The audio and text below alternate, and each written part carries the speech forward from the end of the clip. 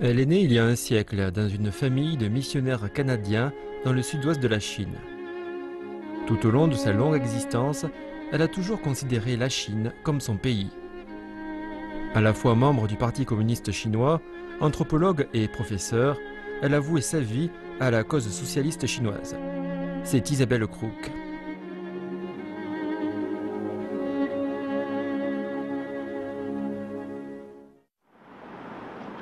Dans l'ouest de Beijing se trouve une prestigieuse école de langue, l'Université des langues étrangères de Pékin. C'est sur son campus que l'on peut rencontrer une véritable légende.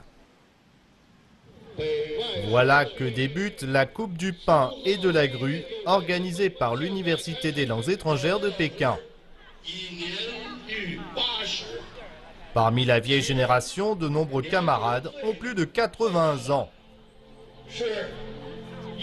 Isabelle est la doyenne du groupe puisqu'elle a cette année 101 ans. Applaudissez-la bien fort.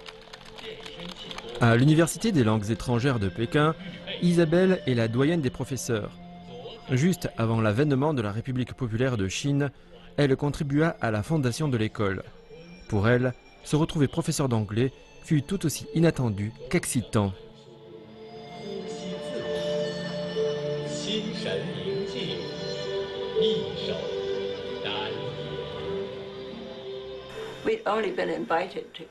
Au début, on avait juste été invités pour participer à une réforme agraire. Mais une fois menée à son terme, ils nous ont dit « On espère que vous allez rester parce que nous allons bientôt vaincre le parti nationaliste. Nous constituerons alors un gouvernement qui aura besoin de traducteurs pour les affaires étrangères et la diplomatie. On aura besoin de diplomates anglophones. » À partir de là, Isabelle Crook et son mari, David, débutèrent une carrière d'enseignant de plus d'un demi-siècle, contribuant ainsi de manière substantielle au développement de la Chine.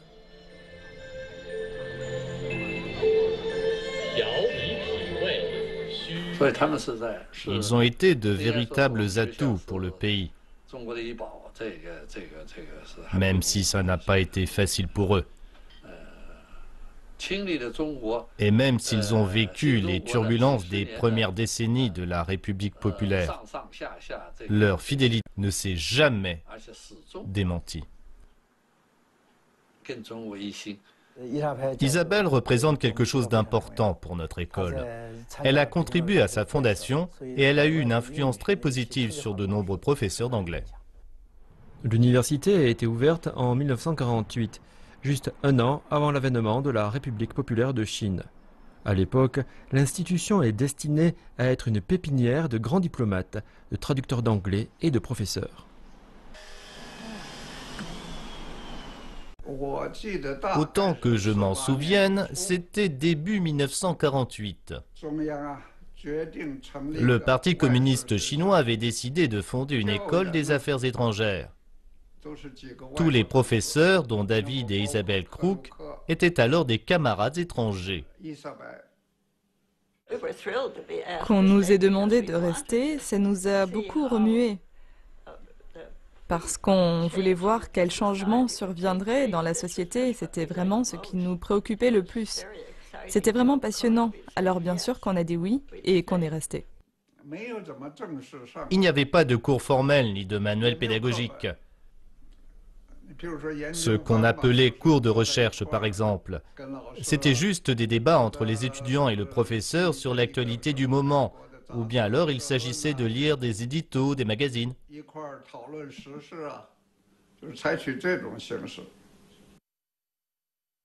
Comme il n'avait pas de matériaux pédagogiques, Isabelle et ses collègues ont énormément travaillé pour fournir des textes en anglais. Comme à l'époque, la Chine était un pays très pauvre et que l'école n'avait pas suffisamment de fonds pour acheter des livres, c'est Isabelle qui a tapé elle-même les documents pédagogiques. J'ai toujours été admiratif de son esprit de résilience, toujours prêt à faire quelque chose de positif pour l'humanité. Ce qu'elle souhaite, c'est voir la Chine progresser. Ça la remplit de joie.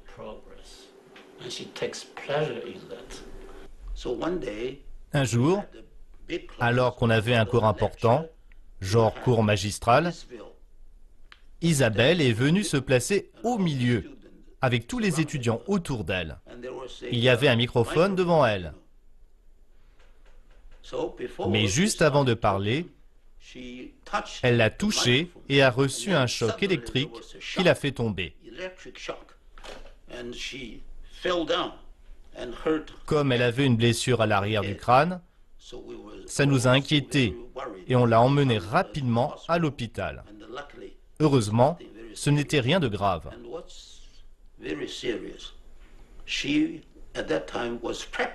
Le problème en fait, c'est qu'elle était alors enceinte de son premier enfant, Carl, et on avait peur que le bébé n'en souffre. Mais il y a eu plus de peur que de mal, et quelques mois après, elle donne naissance à son premier fils, Carl Crook. Après avoir contribué à la fondation de l'université, David et Isabelle continuèrent à enseigner l'anglais avec beaucoup de dévouement. En 1971, ils furent invités à joindre un groupe de travail dont la mission était de compiler le tout premier dictionnaire chinois-anglais de l'histoire de Chine. La première édition fut publiée en 1978, juste au moment où la Chine lançait sa politique d'ouverture. Le dictionnaire joua alors un rôle crucial dans le soudain engouement pour l'apprentissage de l'anglais. Isabelle a toujours été populaire auprès de ses étudiants. Il y a 11 ans de cela, elle fut même chantée dans une pièce de vers écrite à l'occasion de son 90e anniversaire. Grande est la contribution de notre infatigable jardinière. Les fleurs dont elle prit soin s'épanouissent sur la terre entière.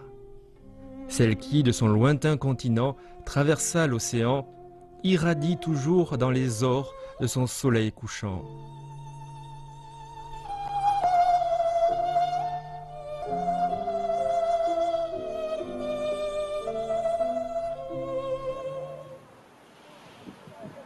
Sur le campus, ce bâtiment gris fut érigé en 1954. Ce fut le tout premier immeuble résidentiel de l'université. Un immeuble principalement réservé aux enseignants venus de l'étranger. Depuis cette époque, Isabelle a toujours vécu ici. Je me souviens que lorsque je travaillais à l'étranger, je suis revenu quelquefois en Chine.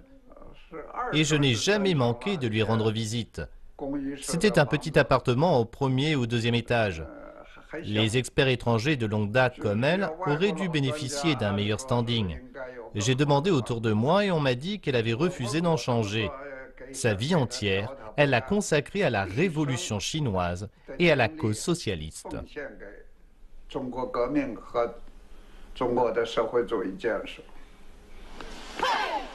Alors que depuis 70 ans, Isabelle a des liens avec l'Université des langues étrangères de Pékin, sa relation avec la Chine remonte même encore plus loin, puisque c'est son pays de naissance. C'est en 1912 que le professeur Homer Brown, le père d'Isabelle, alors âgé de 30 ans, partit du Canada pour la Chine en tant que missionnaire. Il devint le doyen du département de l'éducation de la West China Union University à Chengdu, le chef-lieu de la province du Sichuan, dans le sud-ouest de la Chine.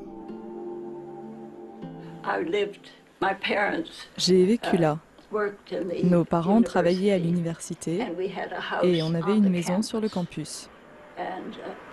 C'est là où j'ai vécu.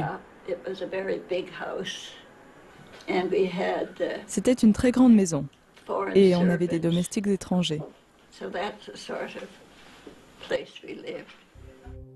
Muriel Hockey, la mère d'Isabelle, a quitté le Canada pour Chengdu en 1913. C'est dans l'école où elle apprenait le chinois qu'elle a rencontré Homer Brown. 2 ans plus tard, elle donnait naissance à Isabelle. Les parents d'Isabelle firent de leur mieux pour lui donner une enfance heureuse. Puis, après le collège, ils l'envoyèrent au Canada afin qu'elle puisse faire des études supérieures. Ils espéraient ainsi la voir suivre leurs traces et devenir à son tour missionnaire. Mais Isabelle avait d'autres idées. Alors qu'elle retourne en Chine en 1938, Isabelle se tourne alors vers un domaine qui commençait à la passionner, l'anthropologie. Elle partit ainsi dans des villages montagnards dans l'ouest du Sichuan afin d'y étudier la vie rurale.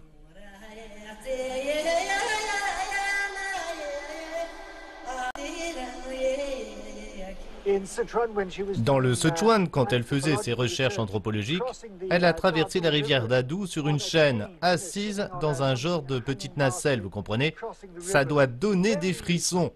J'ai toujours voulu faire ce genre de truc. J'adorais grimper sur les montagnes. C'était mes randonnées à moi. J'aimais beaucoup partir en montagne.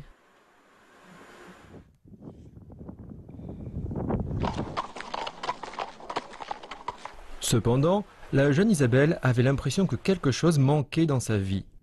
Elle avait besoin de croire en une cause.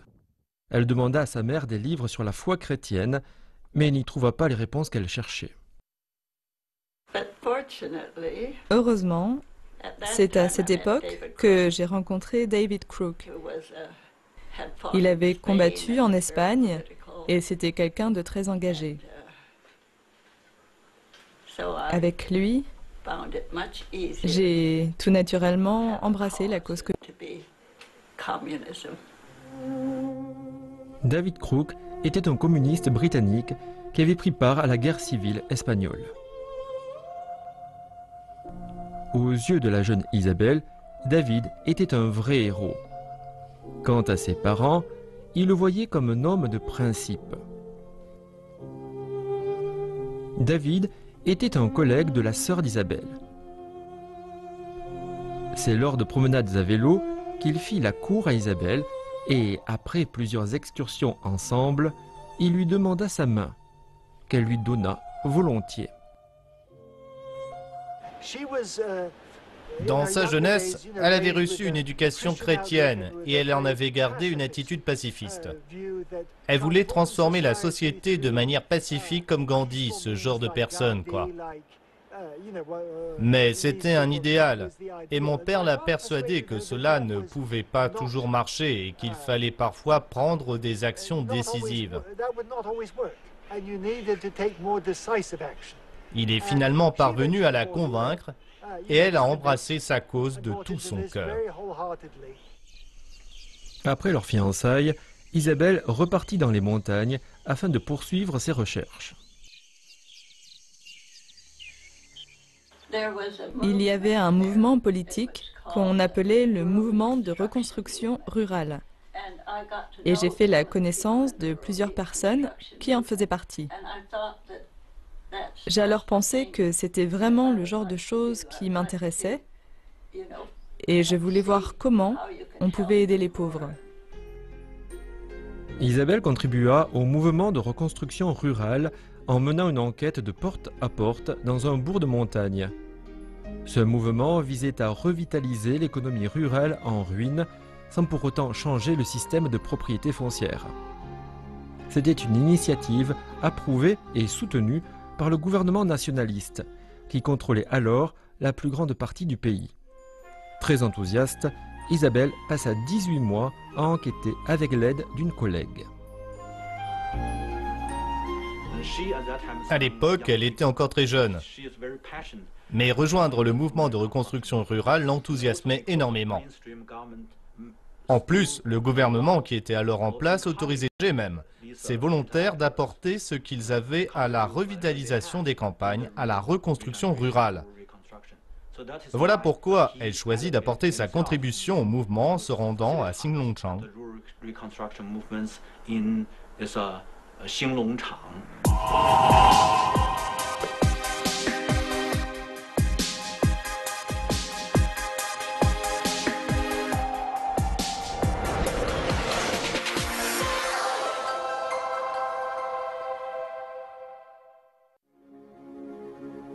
Elle est née il y a un siècle dans une famille de missionnaires canadiens dans le sud-ouest de la Chine.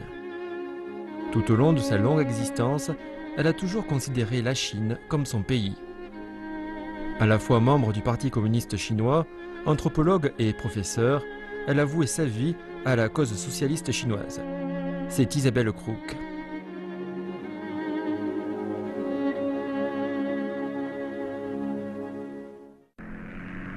En 1942, en pleine guerre mondiale, David décida de rentrer en Angleterre pour participer à l'effort de guerre. Isabelle interrompit donc ses recherches et partit avec lui. C'est une fois en Angleterre qu'elle s'encarta au Parti communiste britannique. Peu de temps après, ils se marièrent et Isabelle prit aussi la décision de s'enrôler. En 1946, alors qu'en Europe les armes s'étaient enfin tues, la Chine était encore en proie à la guerre civile et devrait tôt ou tard faire face à son destin.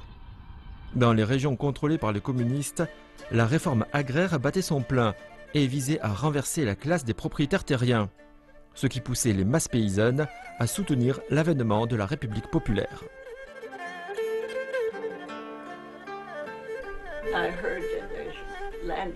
J'ai entendu parler de la réforme agraire en Chine et j'ai pensé que ce serait alors une chance pour moi, parce que j'étais communiste et que j'avais de bonnes relations avec le Parti communiste chinois. Je pensais pouvoir revenir et m'impliquer dans la réforme agraire et pas être juste là en tant qu'observatrice étrangère. Je pensais que l'Inde pourrait s'en inspirer. En plus, pour moi et David, l'une des raisons de vouloir étudier la réforme agraire, c'était qu'on pensait écrire un livre qui inspirerait les Indiens et les autres peuples colonisés.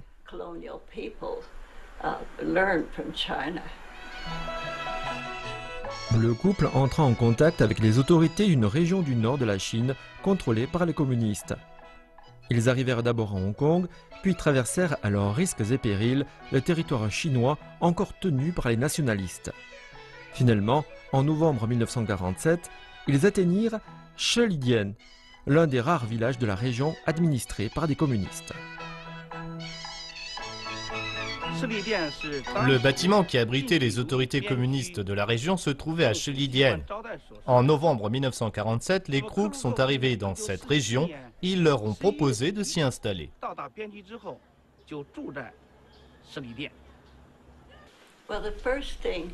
Tout d'abord, ils nous ont dit, si vous voulez participer, la réforme agraire va commencer dans 3 mois.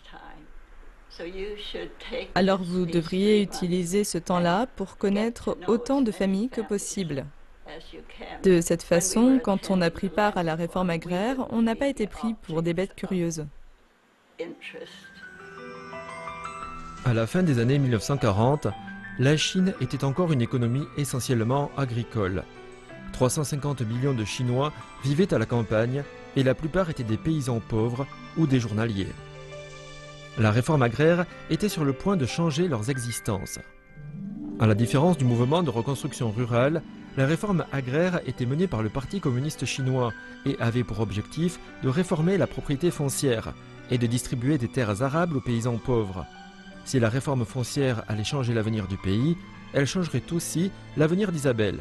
Cette dernière était persuadée que la réforme foncière ne pourrait réussir qu'en se basant sur les masses. Se baser sur les masses, ça voulait dire qu'il fallait rencontrer les gens pour savoir ce qu'ils voulaient réellement et ne pas se perdre dans des idées. Il fallait creuser et connaître exactement ce qu'ils voulaient. Et puis, il fallait définir de quelle façon on allait s'y prendre pour qu'ils puissent mettre en œuvre ces réformes. Nous, on n'avait pas de maison. Et quand la réforme foncière a démarré, on nous a donné une maison avec cour et un peu plus de 26 arts de terres arables. Isabelle écrira plus tard dans ses livres que la réforme foncière de la fin des années 1940 était la seule façon efficace d'éliminer les différences entre les riches et les pauvres dans les campagnes chinoises. La raison de son succès étant qu'elle se basait sur les masses.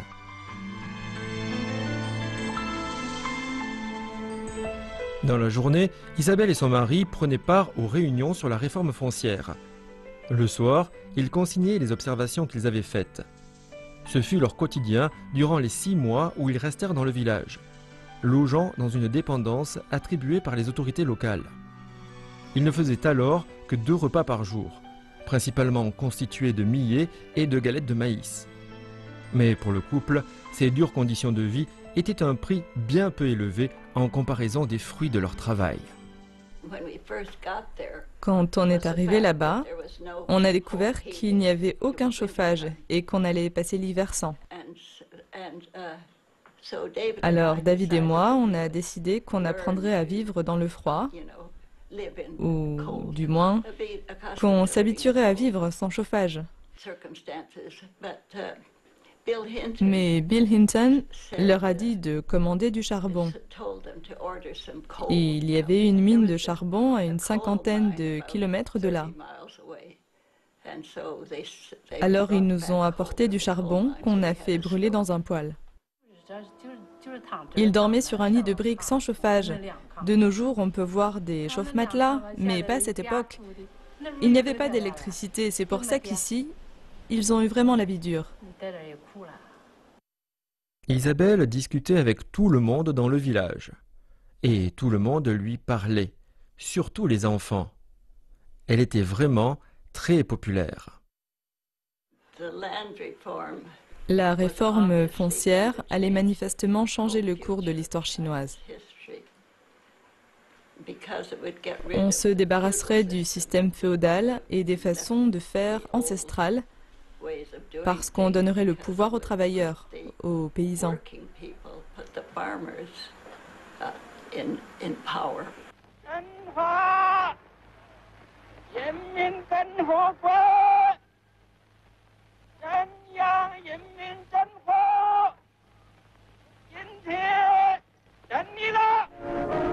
Ce jour-là, la République populaire de Chine fut proclamée. Étant présente dans les tribunes, Isabelle fut le témoin du plus grand événement de la Révolution chinoise. On était assis à l'arrière et devant nous, il y avait toute une délégation d'écrivains qui venaient de l'Union soviétique, y compris Konstantin Simonov et Alexandre Fadaïev. Notre école a pris part à l'événement et nos étudiants ont défilé à l'avant du cortège, aux côtés des étudiants de l'université de Pékin.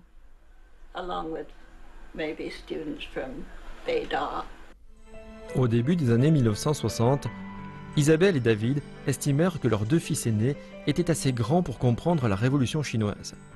Ils entreprirent donc de leur faire visiter tous les lieux qui avaient marqué la révolution, espérant ainsi que leurs enfants embrasseraient eux aussi la cause communiste. Elle était convaincue de soutenir une cause juste, et elle était sûre qu'on allait suivre ses pas. Peu importe nos choix, elle aurait été contente. Mais elle préférait que notre vie soit dévouée à une cause, et mieux encore, à la même cause qu'elle. Ce voyage était également censé être un adieu à la Chine, juste avant que la famille ne retourne en Angleterre. Finalement, Isabelle et David changèrent d'avis et prirent la décision de rester pour soutenir jusqu'au bout la révolution chinoise. Ma mère a grandi en Chine et elle a préféré... Vous comprenez, elle avait un grand amour pour ces gens et pour ce qui s'y passait, pour ce pays avec sa nature et ses montagnes. Et puis je suis devenue anthropologue. Mais comme ils avaient besoin de moi comme professeur, j'ai enseigné jusqu'à l'âge de 66 ans. J'ai alors pris ma retraite et j'ai voulu retourner là-bas pour reprendre ce que j'avais laissé. Cette région du Sichuan qui n'était pas ouverte aux étrangers. Alors je suis allée au bureau des experts étrangers et ils se sont arrangés pour m'y envoyer.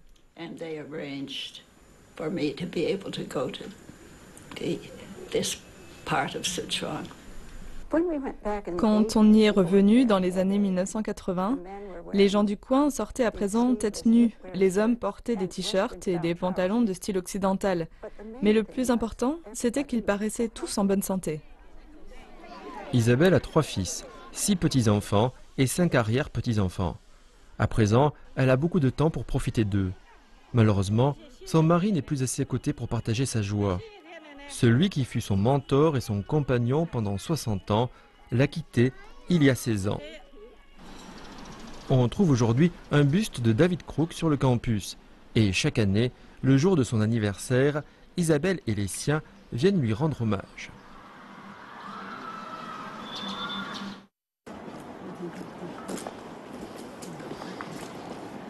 See the Mum, flowers? what do you think? Shall we put the flowers in front of the bust?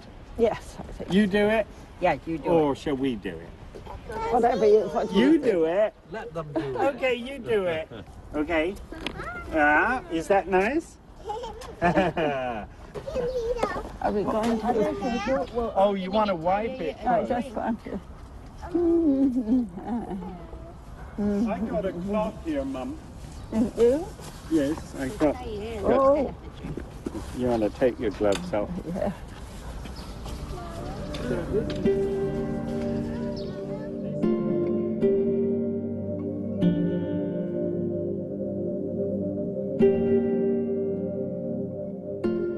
To David.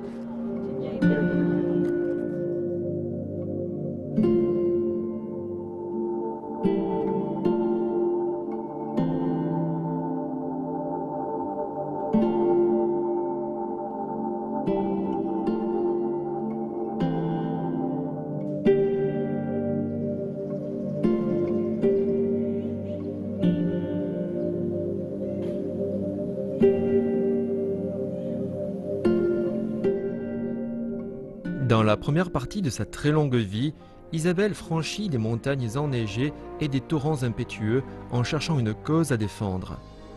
Finalement, ce fut David qui l'aida à trouver sa vérité. Elle consacra ainsi le reste de sa vie à une cause sans que jamais aucun obstacle ne la fasse dévier de sa trajectoire. Je pense que quand elle était jeune, d'après l'impression que j'en ai, elle voyait le monde en noir et blanc, ce qui était sans doute dû en partie à son éducation. Il y avait le bien, il y avait le mal, et la route à suivre était clairement tracée. Mais au bout d'un certain nombre d'années, c'est comme si elle avait accepté que le monde soit plein de nuances et qu'il y ait de nombreuses façons différentes de vivre sa vie.